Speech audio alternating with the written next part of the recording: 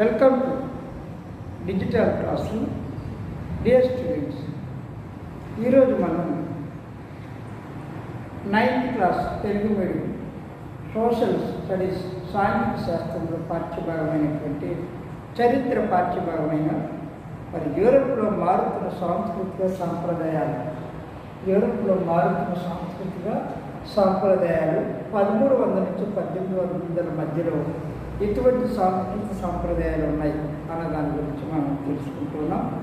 ఈరోజు మనం పునర్జీవనం, ఈ పునర్జీవనం అనేటటువంటి మరి అంశాల గురించి, అలాగే మరి ఇటలీ నగరాల పునరుద్ధరణ గురించి తెలుసుకుందాం.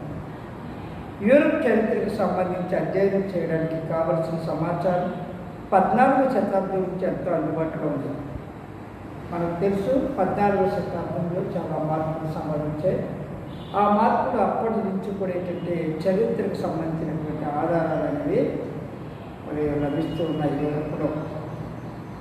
అవి ఏంటంటే ఏ ఆధారాలు అంటే మనం తెలుసుకుంటే పత్రాల ద్వారా, ముద్రిత పుస్తకాలు ఉన్నాయి, కొన్ని అంటే ప్రింటింగ్ మిషన్ కట్టుకోవడం, దాని ద్వారా మరి ముద్రిత సంబంధించిన ముద్రిత పుస్తకాలు, అలాగే పెయింటింగ్ గోడల పైన బొమ్మలు, మరి అనేకమైన పెయింటింగ్లు వేయడం, శిల్పాలు అంటే శిల్పాలు కూడా చెక్కడం, భవనాలు కొత్త మరి భవనాలు నిర్మించడం, నూతన శైలి భవనాలు నిర్మించడం, అలాగే వస్త్రాలు, వాడి యొక్క వేషధారణలో వస్త్రాల్లో ఉన్నటువంటి మార్పులు, వీటిలో చాలా వాటిని యూరోప్, అమెరికాలోని పురావస్తుశాలలో ఆర్ట్ గ్యాలరీ అంటే పురాతన సంబంధించిన చారిత్రకు సంబంధించిన వాటిని నిలవసేసరికి వాటిని ఏమంటారంటే భద్రపరిచేదాన్ని ఆర్ట్ గ్యాలరీలు అంటారు. ఇవి యూరోప్లో మరియు అమెరికాలో కూడా చాలా వరకు భద్రపరిచారు. ఎందుకంటే భవిష్యత్తు తరానికి వీటిని ఉపయోగించుకొని చక్కగా వారు అర్థం చేసుకొని వారి జ్ఞానాన్ని పెంచుకొని వాళ్ళు ఇటువంటి ఏ విధంగా మరి ముందు వారు మనకు జరిగిపోయిన కాలంలో ప్రజలు ఏ విధంగా వేషభాషలు ఉన్నాయి, వారి యొక్క సంస్కృతిని ఎలా ఉన్నాయి, వారు ఎటువంటి బట్టలు ధరించారు, వారు ఎటువంటి కట్టినటువంటి గృహాల్లో వాళ్ళు ఉన్నారు అనే విషయాలు తెలుసుకోవడం అనే దానికోసం చేసి ఇవన్నీ భద్రపరచడం అనేది జరుగుతుంది. అలాగే 14వ శతాబ్దం నుంచి ఇప్పుడు భద్రపరిచారు. ఆర్ట్ గ్యాలరీ అవన్నీ కూడా నేటి వరకు కూడా చారిత్రక ఆధారాలుగా ఉన్నాయి మన ముందర.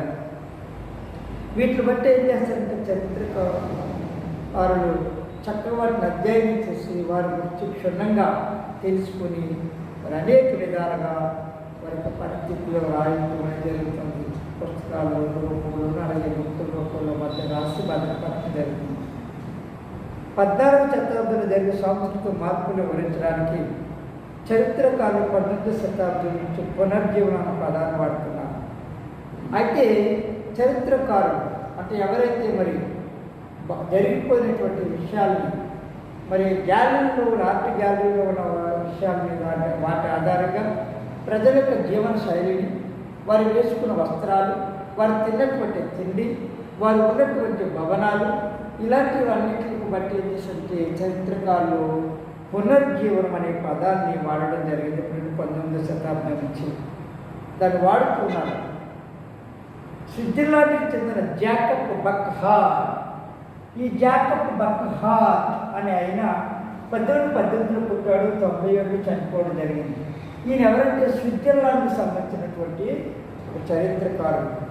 ఈయన ఏం చేశారంటే ఈ మార్పులు ఎక్కువగా తన యొక్క రాతలలో పుస్తకాల్లో చూపించడం జరిగింది. ఈయన ఏం చేసిన 1860లో ద సివిలైజేషన్, 1860లో civilisation of the renaissance in Italy, renaissance in Italy అనే పుస్తకాన్ని రాసి దాంట్లో చక్కగా భద్రపరిచాడు. 14వ శతాబ్దం నుంచి 17వ శతాబ్దం వరకు ఇటలీలో ఒక కొత్త మానవతా సంస్కృతి ఎలా వికసించిందో సాహిత్యం, భవన నిర్మాణం, చిత్రకరణ వంటి వాటి ద్వారా పాఠకులకు తెలియజేశాడు. ఎవరంటే Jacob Burckhardt, the renaissance of the civilisation of the renaissance in Italy. ఎందుకంటే మనిషి ఒక వ్యక్తి తన సొంత నిర్ణయాలు తీసుకోగలడని, తన నైపుణ్యాలు పెంచుకోగలడని నమ్మకం మీద కొత్త సంస్కృతి ఆధారపడి అంటే సెల్ఫ్ డెవలప్మెంట్, వ్యక్తికి సెల్ఫ్ డెవలప్మెంట్, వ్యక్తిగతంగా తన యొక్క అభివృద్ధి గురించి, తనలో ఉన్నటువంటి ఆ యొక్క మరి నైపుణ్యం ఏదైతే ఉందో దాన్ని మనిషి ఉపయోగించి డెవలప్ చేసుకోగలడు అనేటటువంటి భావనలు ఈ కాలంలో బాగా డెవలప్ అయినాయి. ఎందుకంటే మరి 1453లో కాన్స్టాంటినోపుల్ని మరి తురుస్కులు ఆక్యుపై చేయడం జరిగింది. ఎప్పుడైతే ఆక్యుపై చేశాడో గ్రీస్ నుంచి మేధావులందరూ ఇటలీకి తరలించారు. రోమన్ సామ్రాజ్యానికి రావడం జరిగింది. అక్కడ వారు ఏం చేశారంటే వారి యొక్క జ్ఞానాన్ని అమ్ముకోవడం జరిగింది. సాహిత్య రూపంలో చక్కటి కళాఖండాల రూపంలో వారి నైపుణ్యాన్ని ప్రదర్శించడం ద్వారా మరి ఇటలీలో ఒకలాంటి నూతనమైనటువంటి మార్పు ప్రపంచానికి ఇటలీ నుంచి బయటకు రావడం జరిగింది. అదే సమయంలో ఇటలీలో నగరాలు పునరుద్ధరింపబడ్డాయి. బైజంటైన్ సామ్రాజ్య ఇస్లామిక్ దేశాల మధ్య వాణిజ్య విస్తరించడంలో ఇటలీ తీరం వెంట రేవు పట్టణాలు పునరుద్ధరింపబడ్డాయి. బైజంటైన్ సామ్రాజ్యం ఎందుకంటే ఆనాటి కాలంలో పురాతన కాలంలో ఏం చేసేవారంటే సామ్రాజ్యాల్లో మరి వాడరేవుల గారు వర్తక వ్యాపారం జరుగుతూ ఉండేవి. ఒక దేశానికి మరొక దేశం, ఒక ఖండం నుంచి మరొక ఖండం. ల్యాండ్ రెండోదిగా వాడరేవులు అంటే సముద్ర ఒడ్డున ఉన్నటువంటి వాడరేవుల ద్వారా వర్తక వ్యాపారాలు జరుగుతూ ఉండేవి. ఈ పరిస్థితుల్లో మరి ఈ యొక్క సామ్రాజ్య విస్తరణ వాణిజ్యం విస్తరించడం జరిగింది. ఇటలీ తీరం వెంబడి బైజంటైన్ సామ్రాజ్య ఇస్లామిక్ దేశాల మధ్య వ్యాపార వర్తకాలు బాగా అభివృద్ధి చెందాయి. 12వ శతాబ్దం నుంచి చైనాతో వ్యాపారం ప్రారంభించడంతో పశ్చిమ యూరోప్ దేశాలతో కూడా వ్యాపారం పెరగడంతో ఇటలీ పట్టణాలు కీలక పాత్ర పోషించసాగాయి. చైనాతో కూడా వ్యాపారం ఎక్కువ జరిగింది. చైనాలో ఏముందంటే సిల్క్ వస్త్రాలు ఉన్నాయి. సిల్క్ వస్త్రం గురించి ఏం చేస్తుంటే ప్రపంచంలో చైనా యొక్క సిల్క్ చాలా ప్రాధాన్యం కాబట్టి నాటి కాలంలో వాటి దాని మీద కూడా ఎక్కువగా వ్యాపారాలు అభివృద్ధి అనేది జరిగింది. ఈ విధంగా ఇటలీలో ఉన్నటువంటి పశ్చిమ తీరంలో ఉన్న దేశాలు కూడా బాగా అంటే వీళ్ళు పట్టణాలు కీలక పాత్ర పోషించడం జరిగింది. ఇదే సమయంలో ఫ్లోరెన్స్, వెనిస్ అనేటటువంటి 2 గణతంత్ర రాజ్యాలు ఉన్నాయి. ఈ 2 స్వయం సమృద్ధి కలిగిన రాజ్యాలు ఇతర దేశానికి మరి వేరే వాళ్ళ యొక్క అధికారం లేకుండా స్వయంగా వాళ్ళ ప్రభుత్వాలు పరిపాలన చేసుకున్న రాజ్యాలు ఇవి. ఎంతోమంది యువరాజులు పాలనలో నగర సభలు ఉండేవి. అందులో యువరాజులు అంటున్న సభల్లో సభ్యులు వాళ్ళందరూ ఉండరు. మరి పరిపాలన చేయడం అనేది జరుగుతూ ఉండేది. ఇవి బాగా వర్ధిల్లిన నగరాలు రెండింటిలో తీసుకుంటే వెనిస్ ఇంకా బాగా వర్ధిల్లింది. జెనోవా మరొకటి, వెనిస్ తర్వాత జెనోవా. మిగిలిన యూరోప్తో పోలిస్తే భిన్నంగా ఉండేవి. ఈ వెనిస్, జెనోవా ఏం చేశారంటే మిగిలిన యూరోప్ నగరాలతో పోల్చినప్పుడు ఇవి చాలా భిన్నంగా కనపడుతూ ఉండేది. ఇక్కడ మత గురువులు రాజకీయ ఆధిపత్యం చెలాయించే వాళ్ళు కాదు. ఎందుకంటే కొన్ని ప్రాంతాలు ఇటలీలో వెనిస్, జెనోవాలో అయితే మత గురువులు మతానికి సంబంధించుంటే మరి మిగిలిన ఇటలీ పట్టణాల్లో ఏం జరిగిందంటే మత గురువులు రాజకీయ రంగంలోకి ఉండడం అంటే చర్చి ప్రధాన పాత్ర పోషిస్తూ ఉండేది. ఈ విధంగా బలమైన ఫ్యూడల్ భూస్వాములు కూడా ఇక్కడ లేరు. ఫ్యూడల్ వ్యవస్థ భూస్వాములు అంటే పెద్ద పెద్ద కమతదారులు ఉండడం. వీళ్ళు ఇక్కడ ఈ వెనిస్, జెనీవాలో ఈ భూస్వాములు ఫ్యూడల్ భూస్వాములు కూడా లేరు. పట్టణ పరిపాలన ధనిక వ్యాపారులు, బ్యాంకులు చురుకుగా పాల్గొనేవాళ్ళు. ఇక్కడ ఏమంటే వ్యక్తిగత స్వేచ్ఛ ఉంది కాబట్టి ధనిక వ్యాపార వర్తకాల్లో బాగా అభివృద్ధి చెందినటువంటి ధనికులు, అలాగే బ్యాంకులు అప్పులు ఇచ్చేటువంటి బ్యాంకులు వీళ్ళు ఏం చేశారంటే చురుకైన పాత్రను పోషించేవాళ్ళు. పౌరసత్వం అన్న భావన వేలుకోవడానికి దోహదపడింది.